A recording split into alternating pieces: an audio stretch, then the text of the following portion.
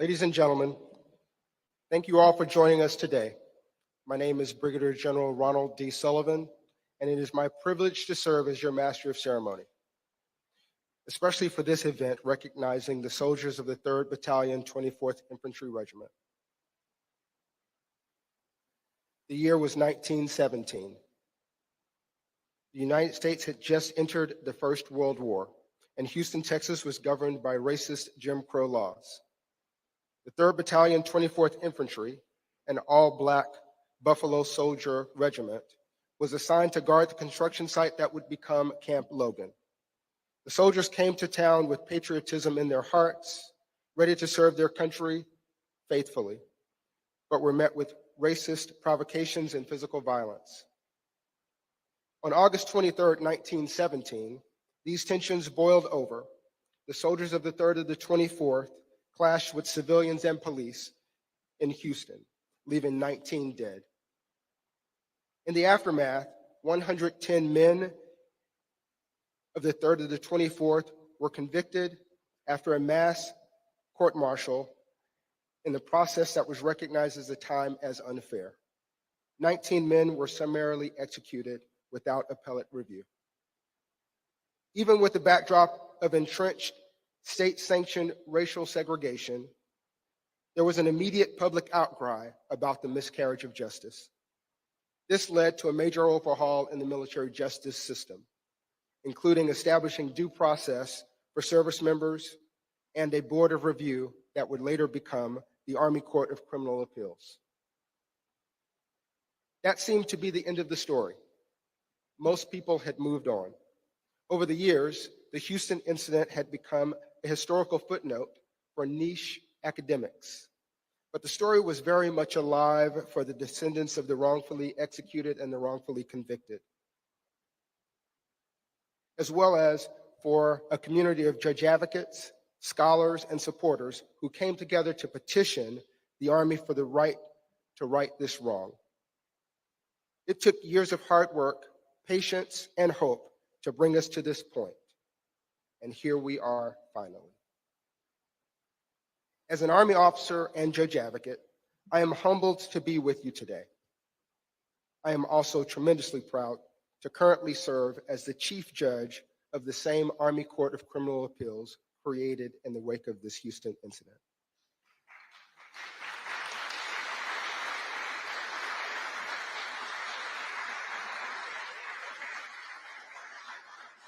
Our court serves to ensure that what happened in Houston in 1917 will never be repeated. We are honored to be joined today by our distinguished guest. Here to speak with us today are our host, the Honorable Gabe Camarillo, Undersecretary for the Army, Representative Al Green, Congressman for the 9th District of Texas, and the Honorable Matthew Quinn, Undersecretary for Memorial Affairs for the Department of Veterans Affairs. We're also joined by Representative Sheila Jackson Lee from the 18th Congressional District of Texas, members of the Texas House, Sean Thierry, District of Texas 146, and J.C. Jetton, District 26. Houston City Council member Abby Kamen, District C, and other representatives from federal, state, and local levels of government. From the Army, we welcome the Honorable Carrie Ritchie, General Counsel for the Army, General Retired Vincent Brooks, other general officers, members of the senior service, executive service, sergeants major, and other leaders. Professor Angela Holder, the great niece of Corporal Jesse Moore, Mr. Jason Holt, the great nephew of Private First Class Thomas C. Hawkins, Mr. Charles Anderson, great nephew of Sergeant William Nesbitt, who is tuning in with us via live stream. He is represented in this room by his nephew and Sergeant Nesbitt's great cousin, Lieutenant Colonel retired Anthony Thompson. Would also like to recognize Ms. Sandra Heitman, the great-granddaughter of police officer Ira Rainey, who was killed in the Houston incident. Ms. Heitman has been a steadfast advocate for the descendants in their pursuit of justice. Please give them all a round of applause.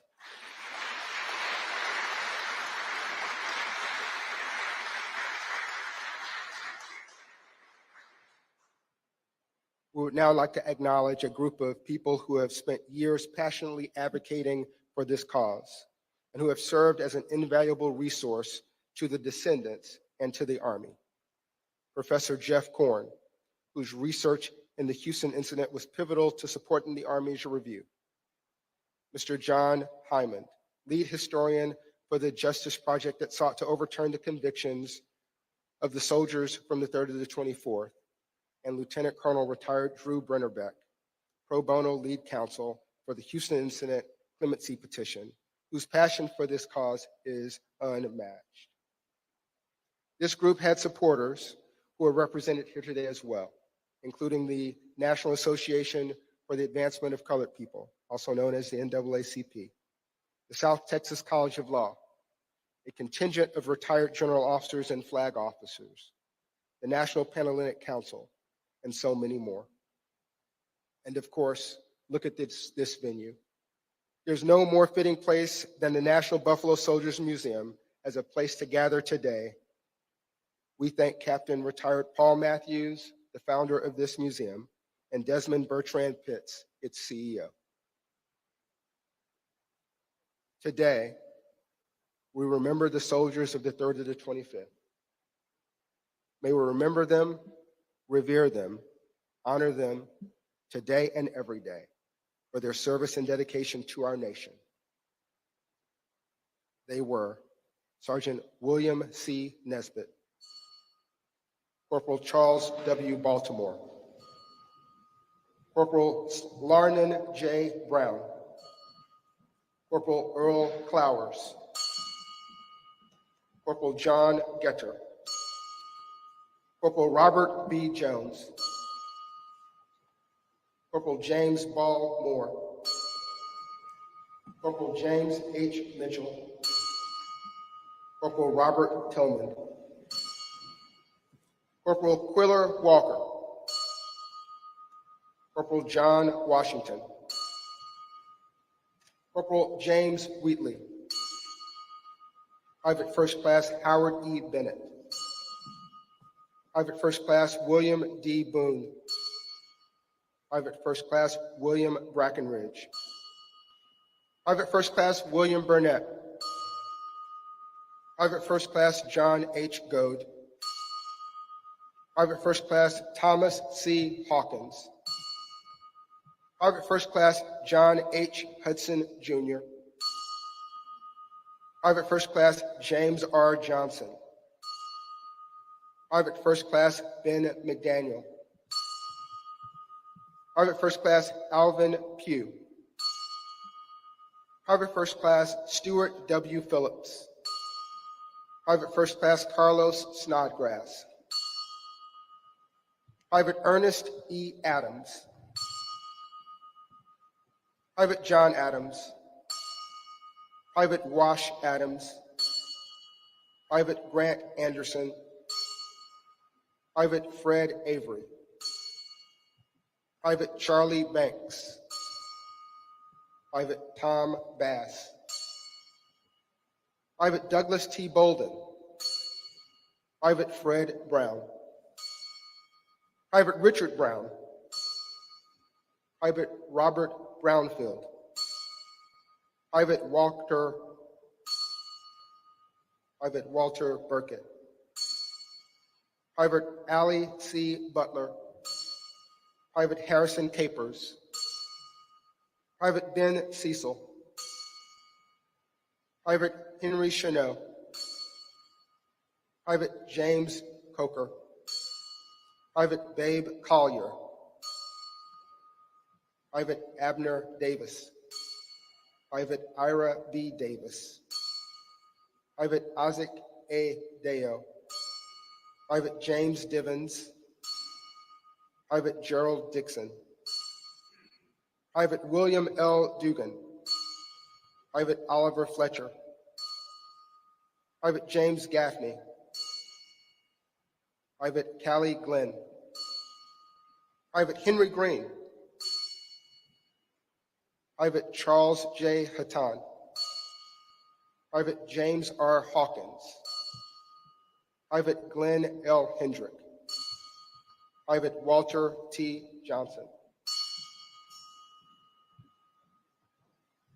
Private George Hobbs, Private Norman B. Holland, Private William J. Hugh, Private Albert T. Hunter, Private John Jackson, Private Frank Johnson, Private William S. Kane, Private John Lanier, Private Richard Lewis, Private Doyle Lindsay, Private Warshaw Lindsay, Private Douglas Limpkins, Private William Manns, Private Eddie Maxwell, Private Joe McAfee,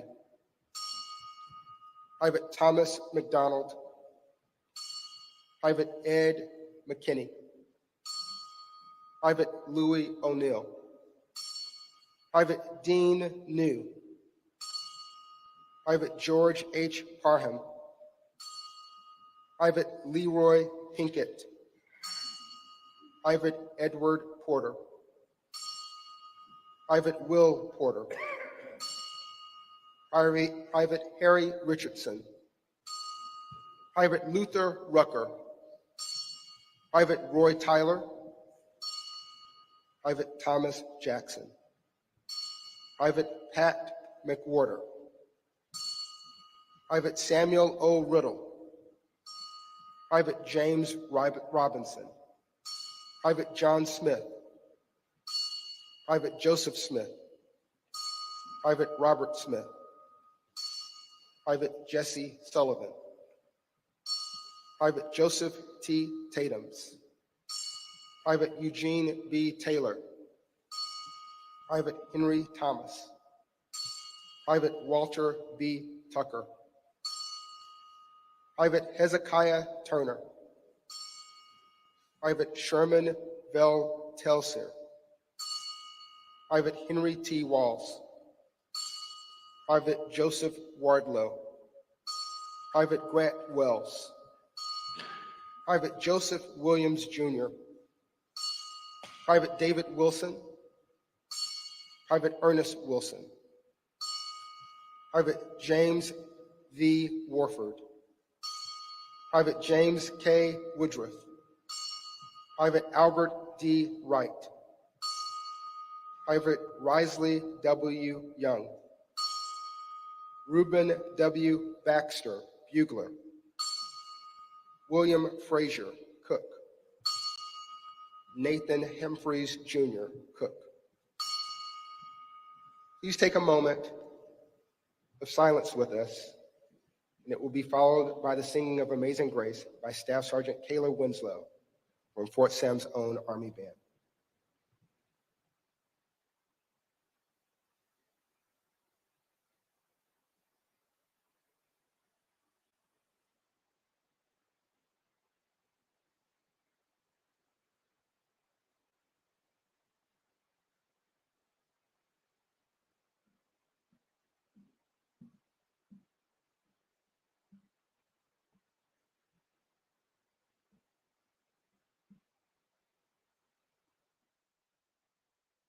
Amazing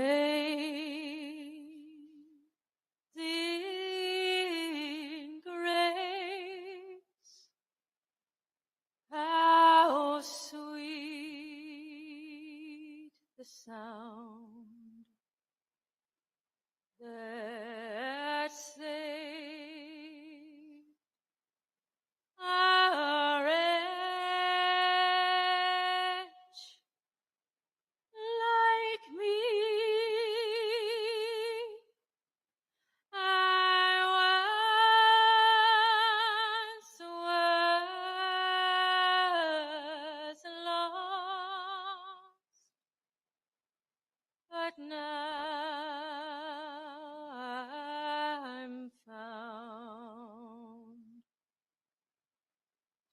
'twas blind,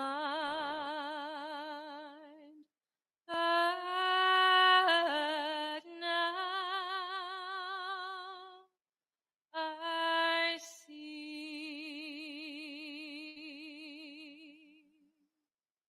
I once was lost, but now I'm found. 'Twas blind, but now I see.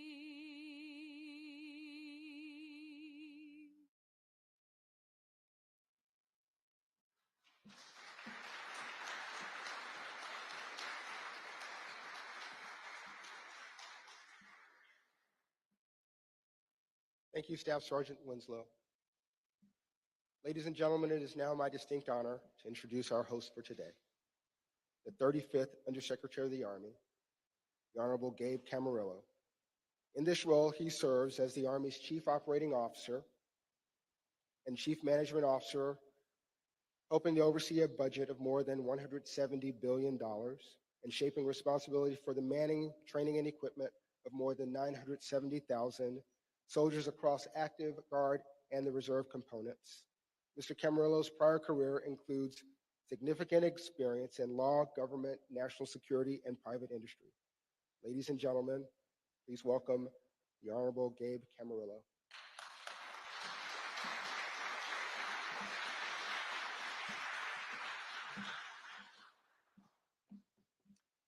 Good morning. It really is a special honor to be here with all of you today. I want to first begin by thanking the City of Houston, Undersecretary Matt Quinn, my friend, Congressman Al Green, Congresswoman Jackson Lee, the Buffalo Soldier National Museum for hosting and participating in this truly special occasion. On behalf of the United States Army, I want to first also welcome the family members and the descendants of the soldiers of the 3rd Battalion, 24th Infantry Regiment, NAACP leaders, students, and faculty of the South Texas College of Law, petitioners, state representatives Jetton and Theory, Houston City Council member Kamen, and so many others who have kept alive the stories of 324 soldiers and the injustices that they have suffered. Now, as Undersecretary of the Army, I have the distinct privilege of helping to lead the greatest land force the world has ever known. And one of the things that truly makes the Army so great is that we are a learning institution. Whether it's how we organize, how we fight, or how we take care of our people, the Army has worked very hard throughout its history to acknowledge mistakes and to correct them to become a better institution. It's that ongoing process of learning and of growth that brings us here today. Now, most of you already know the story of the 3rd Battalion, 24th Infantry Regiment. Part of the Buffalo Soldiers, the 24th was formed in 1866 in the immediate aftermath of the Civil War. Soldiers of the 24th served on the battlefields in Cuba, in Mexico, and in the Philippines, and with their own hands helped to build the American West. Even as they faced discrimination from their own country, they fought very hard to protect it. The regiment's 3rd Battalion was assigned to Camp Logan at a time when racial tensions were on the rise nationwide. And on the night of August 23rd, 1917, those tensions exploded in Houston.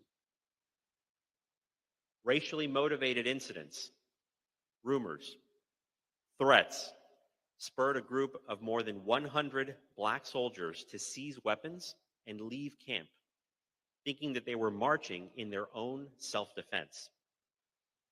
And in the hours that followed, blood was shed. Innocent lives were lost.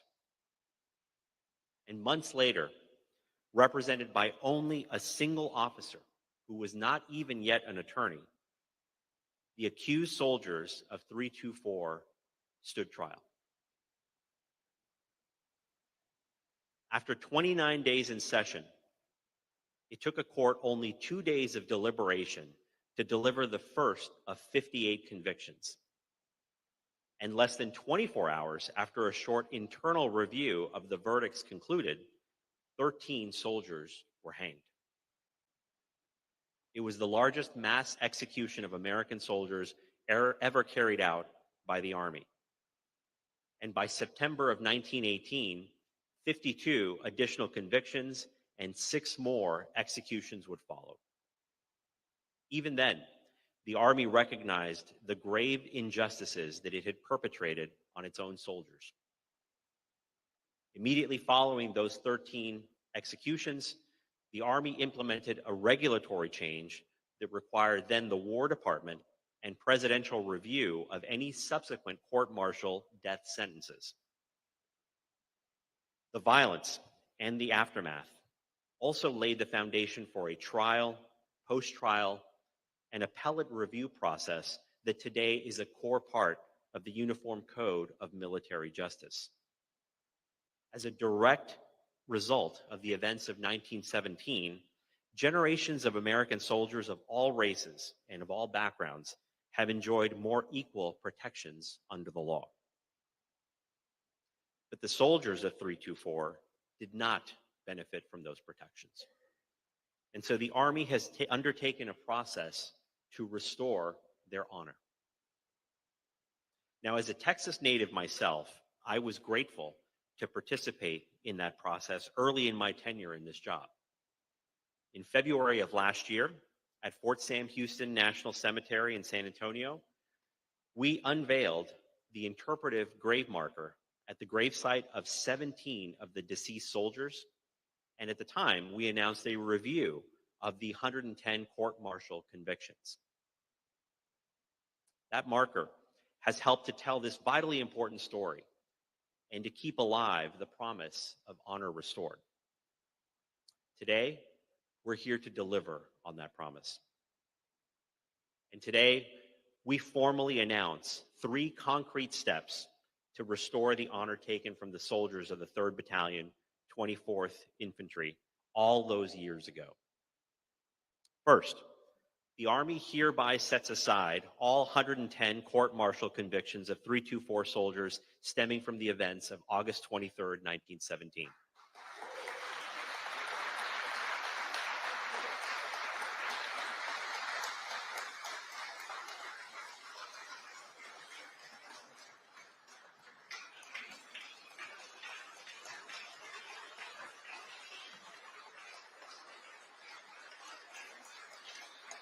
Thank you. And second, we direct the correction of military records to show honorable discharge for the 95 soldiers of 324 not restored to duty.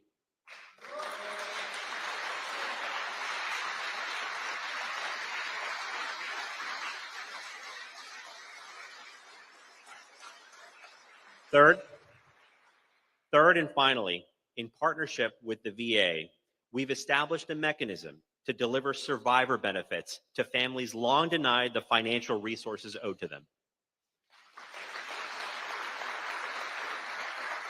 Thank you. Thank you. It gives me tremendous pleasure to mark this occasion, especially in a room full of people who have hung on so tightly to these memories for so many years, some of whom it's been a lifelong journey, as we discussed earlier this morning. For the descendants, 2 of you, who you'll hear from shortly, the soldiers of 324 are not just a list of names, nor are they characters in a movie. Mr. Jason Holt, he remembers his great uncle, Private First Class T.C. Hawkins, as a great man who was proud to serve, and he wore the uniform of a soldier, even though he was seen in the eyes of so many as a second-class citizen. Professor Angela Holder was only 6 years old when she first saw an old photo of her great uncle, Corporal Jesse Moore, on a family bookshelf and started to ask the tough questions that got us to where we are here today. During her journey, even as those hard questions began turning up challenging answers, I know that Professor Holder and her entire extended family have continued her uncle's legacy of service to this country. They have never faltered in their pursuit of justice and fairness. And through it all, they've maintained an unbound optimism in the goodness of their fellow man. Lieutenant Colonel Anthony Thompson is here as well, representing his uncle, Charles Anderson, who I met, by the way, on FaceTime earlier today. Both of them are proud descendants of Sergeant William Nesbitt, who alongside T.C. Hawkins and Jesse Moore were among the first 13 soldiers of the 24th to be executed. And just note, I said Lieutenant Colonel Anthony Thompson. The spirit of service and public service in that family continues to this day. And as the families of the 324 soldiers sit here in the audience, I can only imagine the mixture of pride in their relatives' service and pain in how they were treated. Ms. Sandra Heitman is also in the audience today and is no doubt feeling that same blend of emotions. Her great-grandfather, Ira Rainey, was a Houston police officer who was killed on that horrible night in August 1917. And I know that Ms. Heitman, who has worked in law enforcement herself throughout her career, has held fast to his memory while still strongly supporting the Army's decision to restore honor to the soldiers of 324. Mr. Holt, Professor Holder, Lieutenant Colonel Thompson, and Ms. Heitman, you and so many others now join a distinguished list of courageous fighters who have pushed the Army to be better since its inception. In a final letter after receiving his death sentence, Private T.C. Hawkins wrote to his mother and father that, quote, by the time this letter reached them, he would be beyond the veil of sorrow, in heaven with the angels, end quote. Sadly, we cannot ease the sorrow that Private Hawkins and his family felt. As much as we want to, we cannot revise this difficult chapter in our past. But we can learn its lessons. We can use them to create a more just future for all Americans, including those who have bravely chosen to wear the Army uniform. To the descendants of the 324, I hope you find some solace in knowing that the Army has chosen to formally honor your relatives and that their legacies will live on. I know the memory of the 324 soldiers will stay with me personally. It will inspire me, and it will continue the hard work of making our Army a better institution. Thank you again to our hosts and to all who have joined us for this special occasion.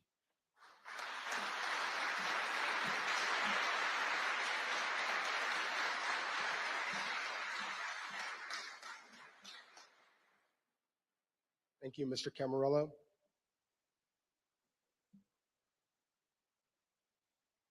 Our next speaker is well aware of what it means to memorialize those who have passed on before us.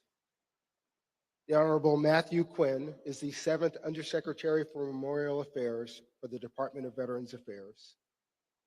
He leads 155 Veterans Affairs national cemeteries and 122 grant-funded state and tribal veterans cemeteries in providing a dignified burial in national shrines for veterans and eligible family members. He is a retired Major General, having served nearly 37 years in the Army and the Army National Guard. Ladies and gentlemen, the Undersecretary of Memorial Affairs, the Honorable Matthew Quinn.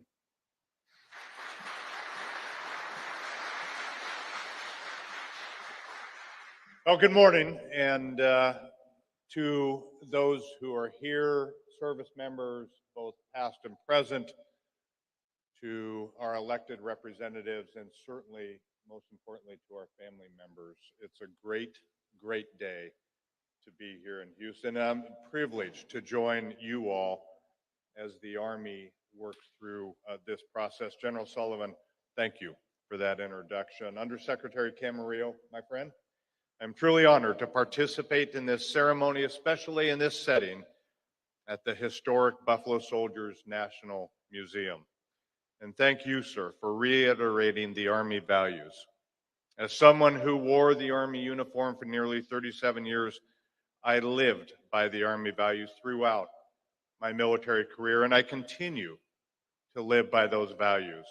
I am a soldier for life. Looking through the lens of the Army values, upgrading these discharges is the best choice, really the only choice for today's Army.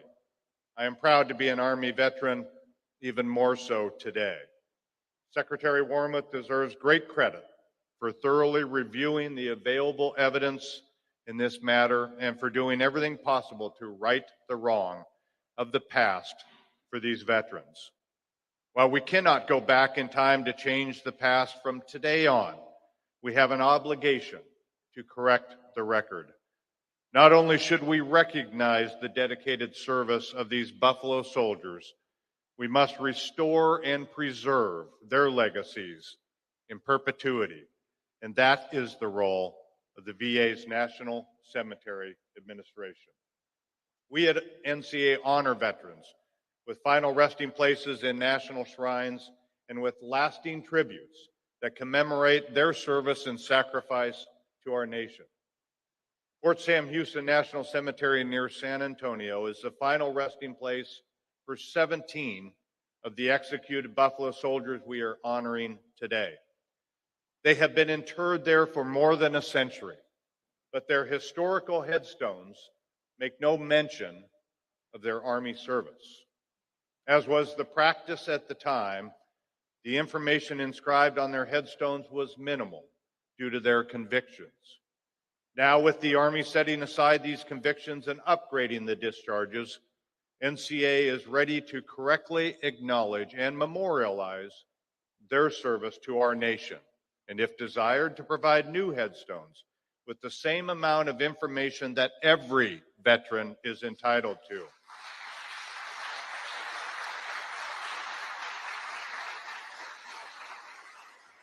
Our Army has made this right, and we at NCA will make this right for future generations. As Undersecretary for Memorial Affairs, I will do everything in my power to make sure that each of these veterans has a proper grave marker at his final resting place. This is certainly possible for the 17 who are resting at Fort Sam Houston National Cemetery. Army is working with the families, and together we will carry out the wishes of the next of kin for their veterans' place of honor. For the soldiers who are not interred in a national cemetery, the VA will do whatever we can to properly memorialize them and to preserve their legacies. We will work tirelessly to accomplish this. While we cannot go back and change the past 106 years, from today on, we can provide a platform to allow their descendants, their supporters, anyone here today, and all Americans to post tributes and mementos for the current generation and future generations to honor the service and sacrifice of these soldiers. Let me say again, these soldiers who served their country. Our Veterans Legacy Memorial, or VLM, is NCA's online platform to recognize and preserve the legacies of veterans. Personal memorial pages are going live today for the 17 Buffalo soldiers who are interred at Fort Sam Houston National Cemetery.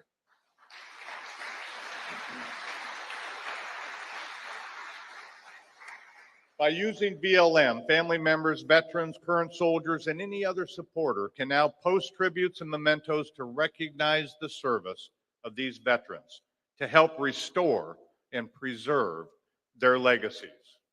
When you have a chance, please go to va.gov/remember.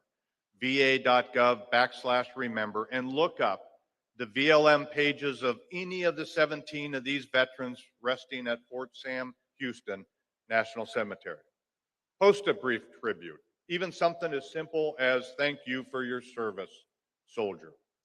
Any gesture like this helps keep their legacies alive.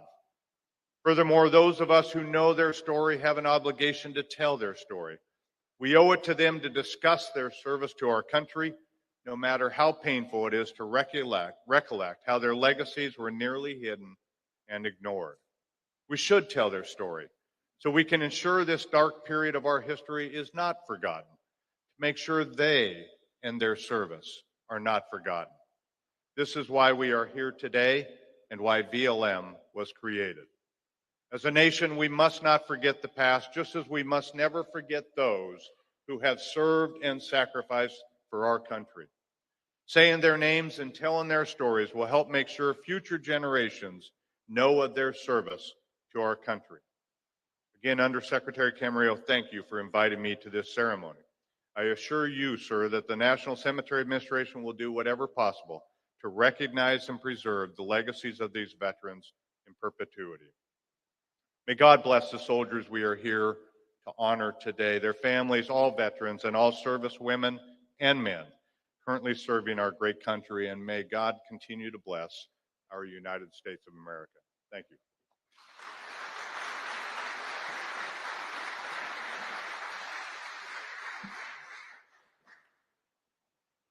Thank you, Mr. Quinn. Our next speaker is the Honorable Al Green, representative for the 9th District of Texas. Congressman Green is in his 10th term as U.S. House in the House of Representatives.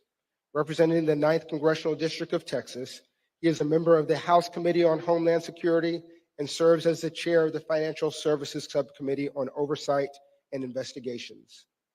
Throughout his 18-year career in Congress, he has been known for his unwavering advocacy for those in the streets of life, the less fortunate, the marginalized, and those whose voices too often go unheard. Ladies and gentlemen, Congressman Al Green.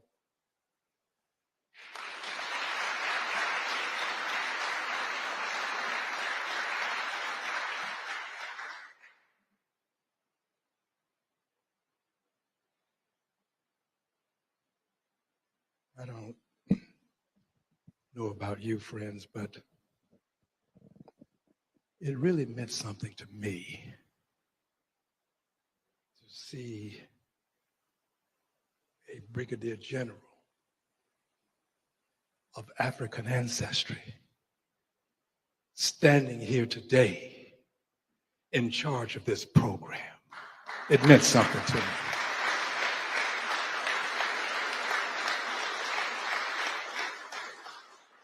And I'm going to fight back the tears to give this message. But General, Brigadier General, you stand on a lot of shoulders, but you stood tall today. Thank you again for your service. Thank you. I cannot but tell you that when the Undersecretary Camarillo made his announcement about the honorable discharges being restored or granted, and that the descendants would get benefits. I don't know about you, but I had tears to well in my eyes, knowing that long though it may be, the arc of the moral universe still bends toward justice. Still bends toward justice. Thank you for traversing some distance to do this. You performed your function in a stellar fashion. And I want to thank the Secretary for having you as an Undersecretary. I thank the Secretary. I did write her a letter. Secretary Wormuth, and I ask that this be done. I'm not saying she responded to me because I know she responded to those descendants, but I want to thank her for having you. And I also want to thank the President of the United States of America, Joe Biden, for appointing her. She had the call. It was her call to make. The president put her in the position to make that call. This is not politics. This is just being grateful to people who made a difference. So let's give them a hand again, please. Those who made a difference. Now, I cannot do this without mentioning Clyde Lemon. He's an attorney here locally. He's seated here. Clyde is a person who was persistent with the Houston NAACP under the leadership of the Bishop James Dixon. I don't see the bishop, but I talked to him this morning. He told me he had a heavy schedule. But they teamed up and they were over at South Texas College of Law. I was there for the ceremony that took place, and they made a hue and cry. That hue and cry made its way to the national NAACP, which passed a resolution. But none of this would have been done but for the descendants.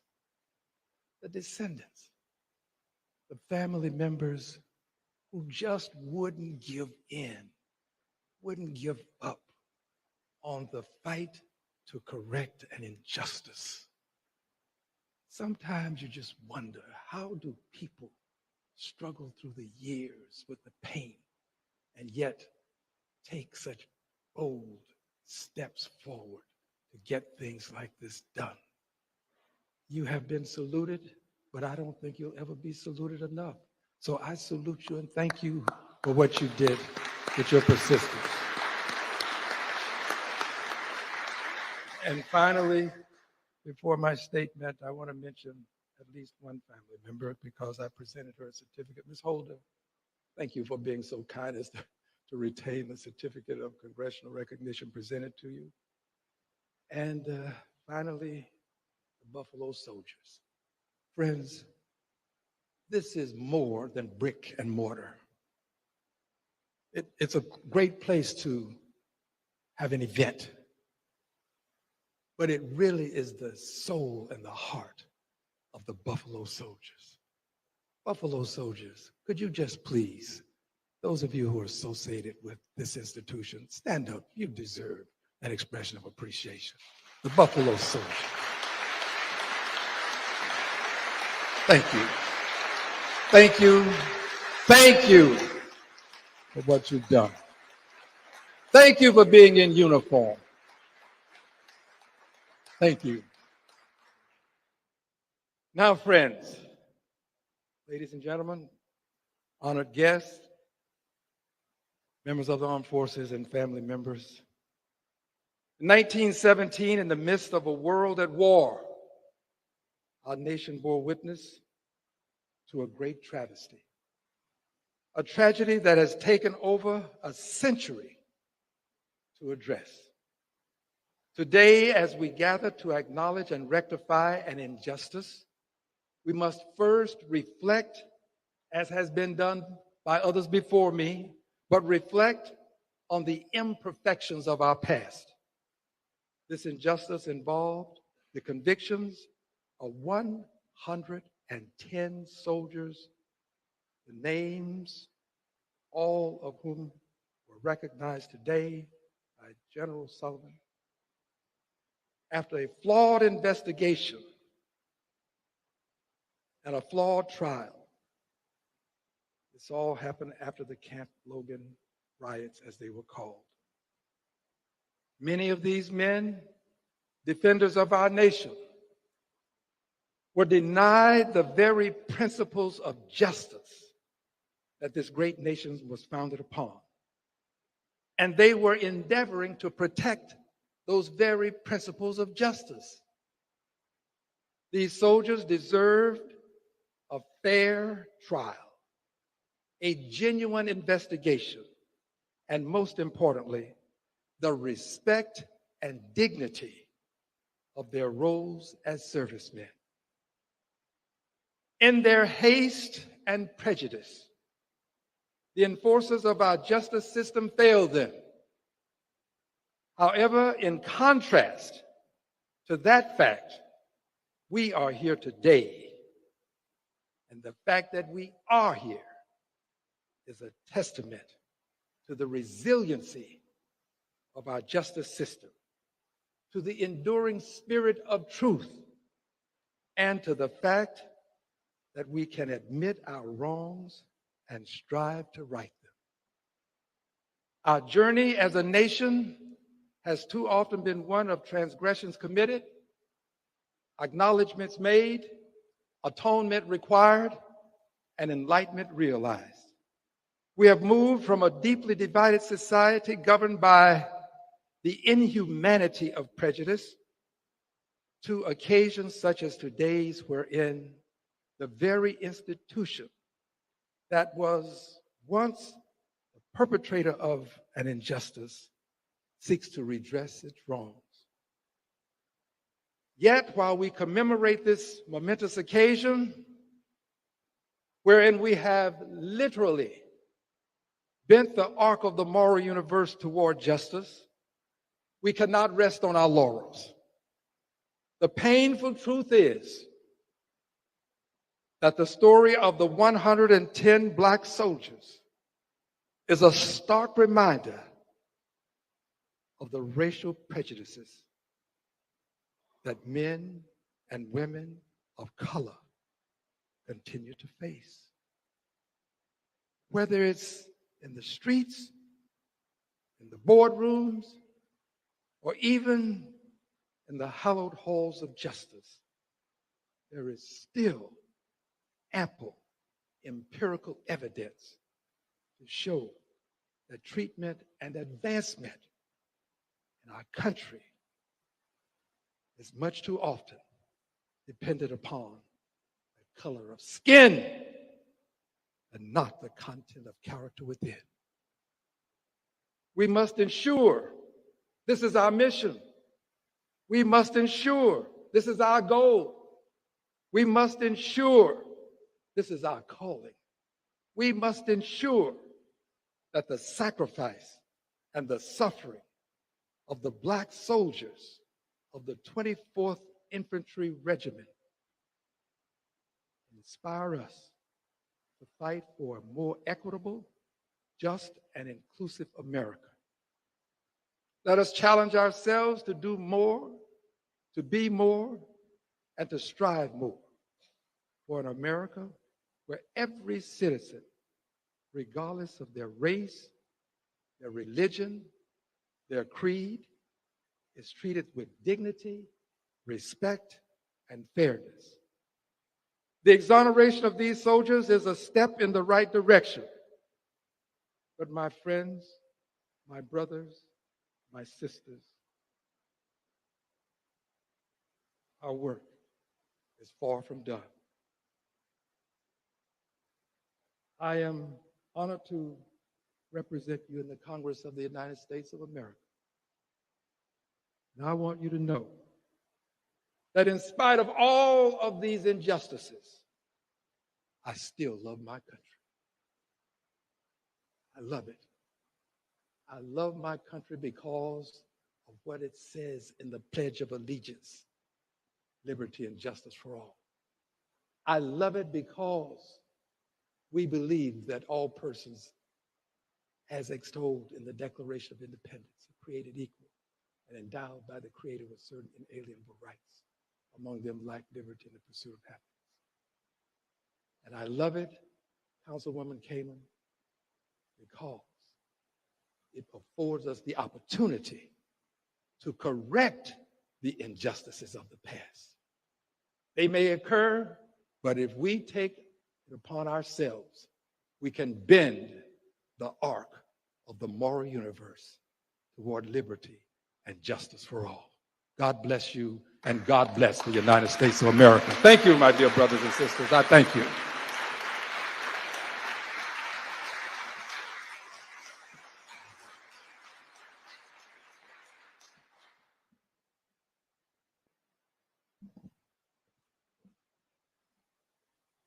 Thank you, Congressman Green.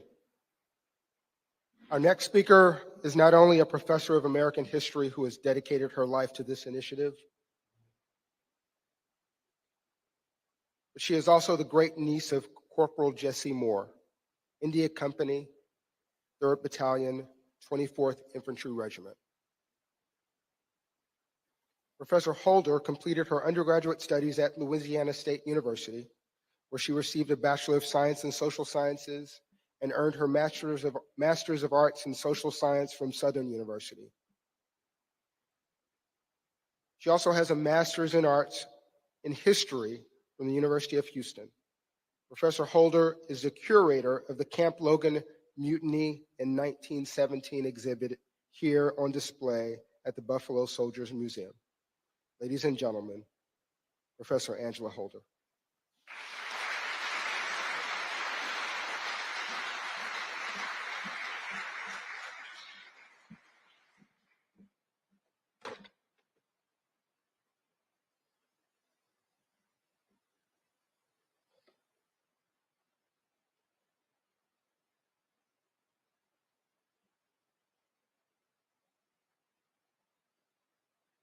Good morning, everyone. Giving honor to God, I stand before you humbled, yet proud of the occasion for which we are gathered today. My strong Pentecostal great aunt Lovey expects me to greet you in this manner, and I do not want to disappoint her. It is because of her that a 6-year-old child took up the cause to work on behalf of her brother, Corporal Jesse Ball Moore. I ask for your indulgence as I have 2 messages to deliver. One from my heavenly imagination of what Aunt Lovey would say to you today, and myself. My Aunt Lovey. Good morning, everyone. My name is Lovey Ball Kimball. I am the sister of Corporal Jesse Ball Moore. I want to start out by saying thank you and God bless you to each and every one of you for what you did for my brother. Words cannot express the joy in my heart, but I will try. When our mother received the box with Jesse's coat, Bible, goodbye letter, and $1, it devastated her. She told him not to go back because she felt something bad would happen to him, and this box confirmed her fears. He first signed up with permission from Uncle Alec Moore, his guardian. He worked for a bit after his first service ended, and times being what they were, he wanted to go back to the Army. Well, that uniform did make him look good, and he felt important serving his country. In Baton Rouge, there were programs honoring the men who served, and we participated in these services to keep his memory alive. I kept a picture of him and named my daughter Jessie. She was born before he died, and after he died, we still had a Jessie to love. My sister Beulah Ball Turner died at age 31 and left a 4-year-old daughter, Laurel, and my brother-in-law, William Henry Turner. Laurel would marry and have 3 children who I would care for in the place of my sister. It was one of these children, Angela, that would do the work I'm thanking you for today. Angela saw the picture of Jesse and asked me about him. I didn't know why this child asked questions about him, which stirred the hurt in my heart. But I was told never to lie to a child. I told her he was killed by the Army in Houston, Texas, but we didn't know where he was buried. I felt good at being able to talk about my brother and glad someone young was interested in him. A few months after I told her, I passed on to be with Mother and Jesse, but always watching over Angela. Before I turn this over to her, let me say again, thank you and God bless you for all of what you have done for Jesse. I will now sit back and listen to my great niece. Thank you, Aunt Loving. It is because of you that I took up this cause of Uncle Jesse. I too want to express my thanks and gratitude for the monumental decision-making process it took to get here today. The work on Uncle's behalf has brought me 109 new uncles, and I'm proud of and love each and every one of them. First and foremost, this work has never been about me. I am grateful for God's divine intervention, opening hearts, changing minds, and placing compassionate, caring people in my life to get things done. Not only here, but for 3 other soldiers affected by August 23rd, 1917. Sergeant Vida Henry, Private Bryant Watson, and Private Wally Strong, as of August 23rd, 2017, now have tombstones after 100 years without them. James Hedge and Phil Krause of the VA worked with Captain Matthews and I on their behalf regarding their burials in Houston. To all who are responsible, thank you for helping a 6-year-old Baton Rouge child keep her promise to her aunt to find her brother and bring peace to his soul. Before I take my seat, I would like to tell you of Uncle Joseph Ball Sr., who went to Washington, D.C. in 1963 to get information on his older brother. There was no Freedom of Information Act in place at that time. I found his older brother in 1987, 2 years after he joined the Heavenly Gathering in 1985. I know they are celebrating this day, as is the Ball family. Today, family, we stand a little taller, and our tears are more joyous than sad. Help me to send a hello to United States Army veteran Charles Robert Anderson. Health matters did not allow him to be here, but he is the descendant of Sergeant William Nesbitt, for whom the first trial was named. He has not forgotten, Chuck, and neither are you. Continue getting well, and see you in San Antonio. He is most ably represented today by his nephew, who pulled a big surprise. Lieutenant Colonel Thompson, please stand, sir.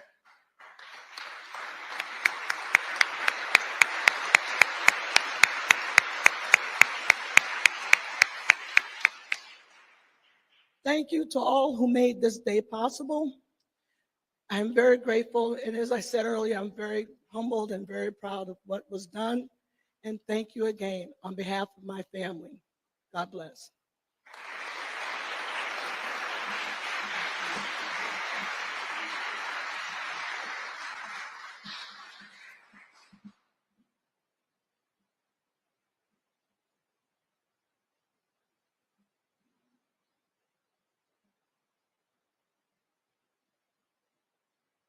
Thank you, Professor Holder. Our final speaker is a descendant of Private First Class Thomas Hawkins, and like Professor Holder, has dedicated time, resources, and energy into clearing his uncle's name. Jason Holt is a seasoned attorney with more than 2 decades of experience in local government, municipal corporations, turnaround strategy, litigation, and fiscal management. He draws his background navigating the political and economic challenges that arise throughout redevelopment processes to assist municipalities and developers in drafting and negotiating redevelopment plans and agreements, also known as plot agreements, as well as tax appeals and tax exemptions. Ladies and gentlemen, Mr. Jason Holt.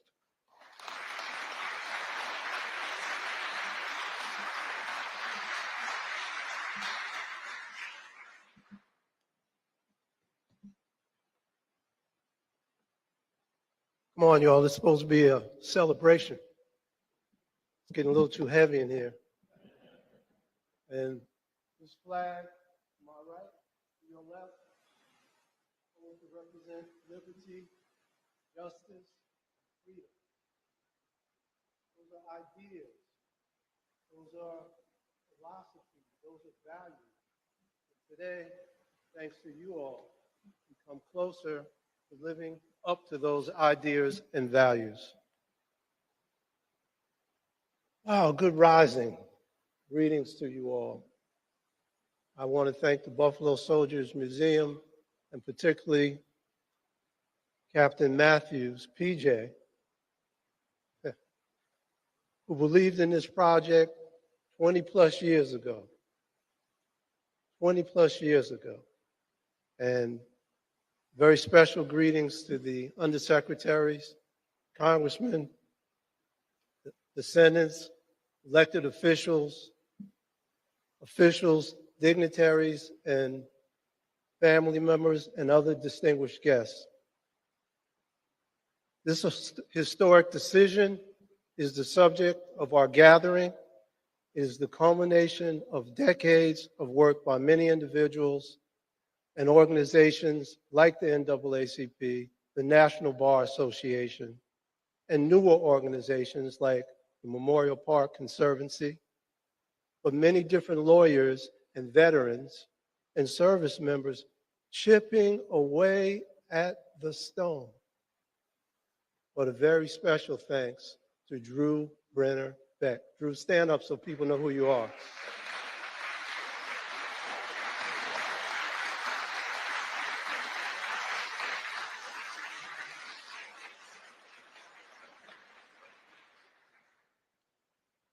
Drew partnered with John Heyman in the South Texas College of Law and the local NAACP, who helped to get us across the finish line. And Angela, you've been my partner in research and advocacy since I had hair. And it was black then. So it's been a distinct honor and privilege to blaze this trail with you. And thank you, Mr. Undersecretary, for allowing me to have a few brief remarks. I promise. I could probably talk for about 6 hours, but it'll only be an hour and a half, you know. We're standing at the crossroads of our history, the convergence of the old and the new. We are standing here because our nation has evolved, and given the nature of this gathering, I thought it best that I begin by expressing my gratitude to you all for approaching this matter with open hearts and clear minds. Today is a day that I believe would happen. I did. I honestly did. But I never thought it would happen in my lifetime. I thought I was going to have to pass it off to my son or my daughter or either one of them or any of them or somebody in the family, my other son, my other daughter. But as a descendant, I trust in the legacy of my uncle, which in his brief time on this earth is one that I am so proud of. You know, legacy is the sum total of your actions during the course of your life. And your life is a sacred journey. It is the privilege that we all have to be alive, have experiences, and walk the face of this earth as human beings. And when weighed on the scale, we all pray that the scale is balanced on the side of virtue, buttressed by the courage to have made the decisions that cut to the core of our fundamental DNA as human beings. Today, I see that courage. I see that courage in the families, in the service, our elected representatives, and in the undersecretaries in our government, reflecting the values and ideas that are subsumed within those flags. It's not easy to walk it. Hey, anybody could talk it, though. It's not easy to walk it. Whether you agree or disagree with what happened in that courtroom, on this day, there is a recognition that justice did not prevail. An immortal wound that was inflicted on due process in military jurisprudence could only be healed by the setting aside of the convictions of these soldiers. Indeed, Congressman, as you spoke of the moral compass that beats in the heart of this nation could not allow these convictions to stand any longer. I mean, the wheels of justice grind slow. It's only 100 years, but it happened. Today, the legacy of these soldiers, their patriotism and service to our nation, protecting freedoms that they themselves could not enjoy, is being respected and uplifted. I pray with all my heart that their souls witness these moments of reckoning and are set free. Let it be said to the Buffalo Soldiers by all who are gathered here in this space in the spirit of love, decency, and atonement, that your souls are welcome here. Please say it with me. Your souls are welcome here. Your souls are welcome here. We stand on your shoulders, on your sacrifice, on your suffering, on your commitment to love of this country, on your wearing of the cloth, the very fabric, the cloth of this nation. We need to acknowledge that, and today, Undersecretary, you have done just that. So I want to personally thank you for that. Since in many respects, we are here to celebrate and acknowledge the spirit of the men of the 24th, I would be remiss if I didn't repeat something that already happened. Traditionally for me, I like to call the names of the first 13 men that were executed. Now, in a discussion the other evening with Angela, she actually helped remind me that there was an order to who stood on the gallows. So there was an order for the first 13 men. They were sentenced to be hung by the neck until dead. And I told that to somebody, and we were having a discussion. And they said, what? I said, yes. The sentence said, sentenced to be hung by the neck until dead. That's not a reflection of what we were talking about. That's not our better angels. So they were executed without a fair trial, review, or appeal. So if you will indulge me, I would like to call their names. Is that okay? All right. Corporal, I'm going to call their names in the order in which they stood on the hanging scaffold. Corporal Charles Baltimore, 1. Private Ira B. Davis, 2. PFC William Breckenridge, 3. Corporal Lornan J. Brown, 4. Private James Divins, 5. PFC Carlos Snodgrass, 6. Corporal Jesse Moore, 7. Corporal James Wheatley, 8. Private Pat McWhorter, 9. Sergeant William C. Nesbitt, 10. My uncle, PFC Thomas Coleman Hawkins, 11. Private Risley W. Young, 12. Private Frank Johnson, 13. From the families of those executed to all of you, nothing can replace what we lost. The worth of their lives is not found on a sheet of paper. Every human being has value, and forgetting that is the most grievous wrong. Taking their 20s, their 30s, their 40s, their 50s, and so on cannot be replaced. That is lost forever in the ultimate abyss of what if. But today is in truth a day of atonement. Congressman, you mentioned that.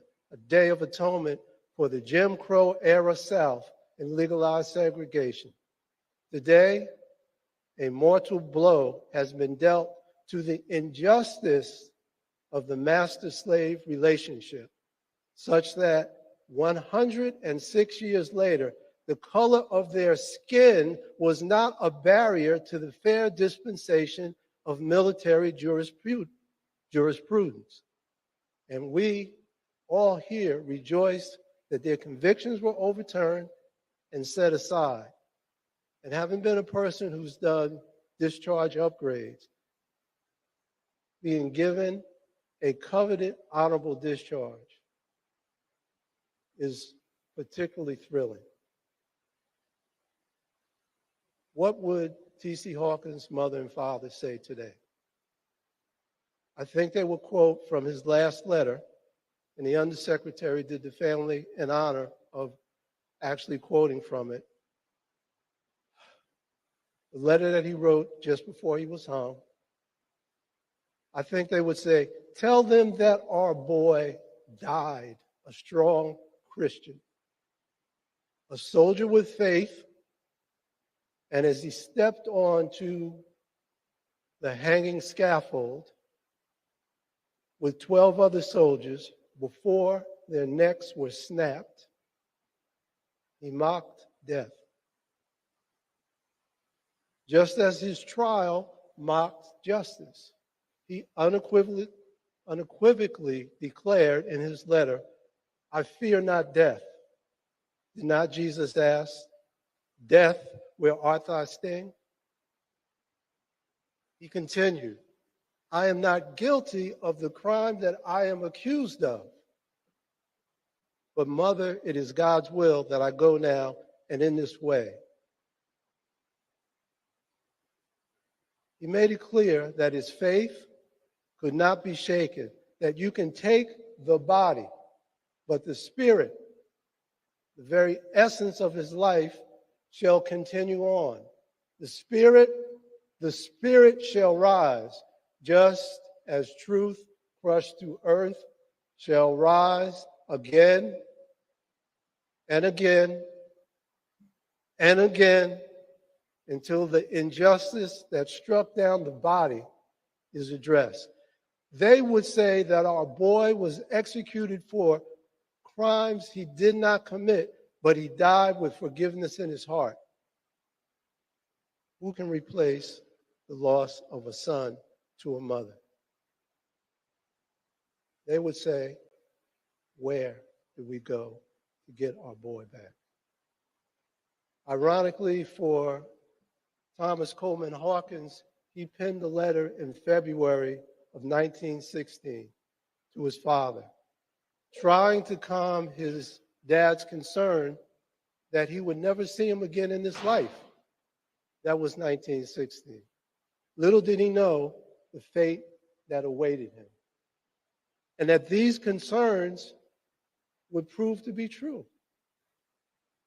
Consequently, again, we are here 106 years later discussing the events of that fateful night in August and the resulting trial that scorned justice. So I ask, what would T.C. Hawkins say? He would say, I lived in a time where a colored soldier, a veteran who fought for this country, had to go thirsty because the water barrel was marked for whites only. I lived in a time when indiscriminate abuse by the police was condoned, when our tools of self-defense were being stripped away. But we had pride, we had dignity, we wore the uniform and earned our respect. We stood tall because we were soldiers of the 24th Infantry, colored troopers, Buffalo Soldiers. Our legacy was robust, stout, and durable. We had families who believed in us and believed in our mettle right here in Houston. And thus comes the question that life asks each one of us. Where do you stand when your faith is tested? What price are you willing to pay to hold on to your honor and to stick to your principles? Are you willing to pay the ultimate price? He answered that question with intestinal fortitude and grit in the final moment of truth. His legacy was cemented. If you fear not death, what is it that you cannot accomplish in life? Today, he would say that my faith has been rewarded, my family and our collective legacy is heightened, my ledger has been cleared. This was only a snapshot in time of what our ancestors had to experience just 42 years after the adoption of the 13th Amendment. A snapshot that stands in stark contrast to our better angels and to whom we aspire to be. I am sure that 106 years ago, the men of the 24th never dreamed about being in a room like this, with such enthusiastic supporters of a clemency petition, nor would they have thought that even posthumously their convictions would be set aside. In fact, for the colored soldiers to be in an integrated room, eating, drinking, and socializing would have been unthinkable. But time has a way of instituting changes. We may not always realize the far-reaching impact that our individual struggles will have on our fellow humankind, but be assured that this snapshot in time has done more to acknowledge and preserve our history than we can fathom at this moment. It seems like it's just the right time. I'm privileged to enjoy a lot of the privileges that this country has to offer. I'm a practicing lawyer with a great firm, CSG Law, and as I stand here and look out, it's not due to my own sacrifice. It's due to the sacrifice of those who came before me, of those who were willing to pay the ultimate price. Faces, names, people too numerous to mention, organizations, men with courage who said, hey, it's not right. 106 years is too long. So it's been my privilege and honor to have represented my family throughout these many years, those that are here and those that have passed on, and to speak on behalf of those whose voices were silenced. The poetic justice of this moment in this building. PJ, this ain't your garage, man. And it's not that little house over there anymore. The poetic justice of this moment is not lost on any of us who have been walking this trail for so long. Today, the men of the 24th are not forgotten. They are remembered. Today, one more giant step towards righteousness has been realized. And there is no question that their souls are welcome here. So say it with me one more time. Your souls are welcome here. Thank you for listening.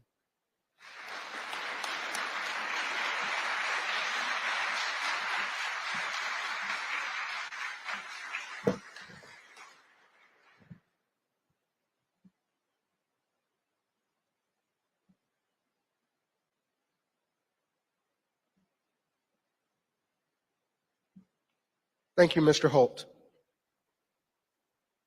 On February 22nd, 2022, the Army and the Department of Veterans Affairs held a ceremony at Fort Sam Houston in San Antonio, Texas, to unveil an interpretive marker commemorating the soldiers of the 3rd of the 24th. I am thrilled that we will reveal an addition that will be made to that marker. If I can direct your attention to the screen, you will see the updated digital rendering of the changes that will be made to that plaque. In 3, 2, 1. The update reads, the Army reviewed the cases in 2023 and determined the widespread racism and the tensions that triggered the 1917 Houston riot pervaded the trial process for these soldiers, making their trials unfair. The Secretary of the Army set aside all convictions and directed the soldiers' records reflect honorable discharges. A ceremony honoring their legacy was held on November 13th, 2023 at the Buffalo Soldiers National Museum in Houston, Texas. Thank you to our friends at the Department of Veterans Affairs for this gorgeous rendering and addendum, which will honor the 3rd of the 24th permanently at Fort Sam Houston. Please give a final round of applause for their dedication and tireless efforts.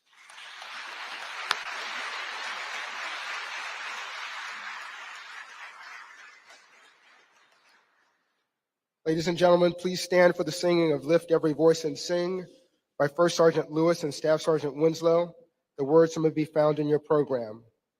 And then remain standing for the benediction by Chaplain Monica Lawson.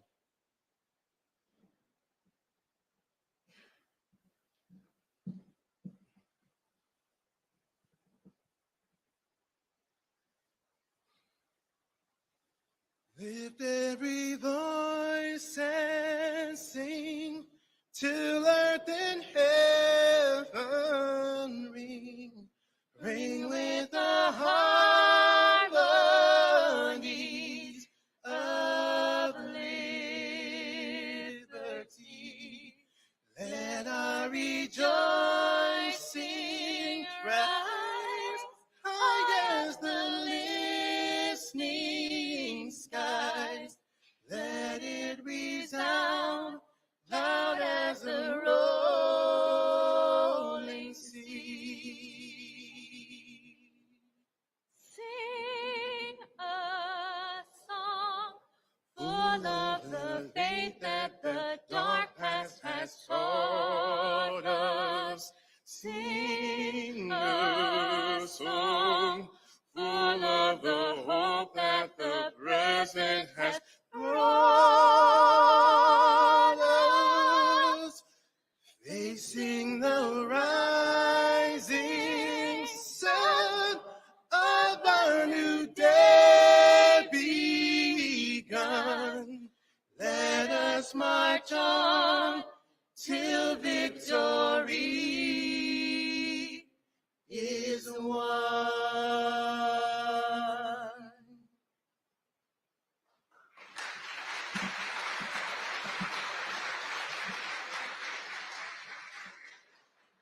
Ladies and gentlemen, this concludes today's ceremony. Please join us after the ceremony for a reception in the rear of this room. If you would like a tour of the museum, it is open to our audience until 2 p.m. for self-guided tours. If you have any questions, please find an escort. Thank you again for attending this wonderful ceremony. Please enjoy the rest of your day.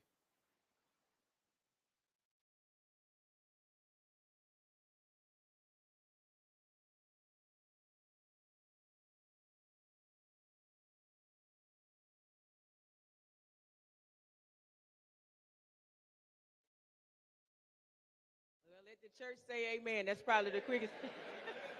Amen. Let us pray. Most merciful God, as we prepare to leave from this place, help us to share the stories of those whose lives and legacies we remember. We ask, oh God, that the healing of hurt that has lingered for decades begin to manifest itself in a very real way. May we intentionally seek to live by the words of what you, oh God, require of us, to act justly, to love mercy, and to walk humbly with you. We also ask, dear God, for your blessing upon the food that has been prepared for the reception. May it be a nourishment to our bodies and the fellowship a nourishment to our souls, for our souls are welcome here. May your grace and your mercy follow us. May your light shine within us, and may your love and peace cover us as we depart from this place, but never your presence. This we ask in your most holy and precious name. Amen. You may now leave. Amen.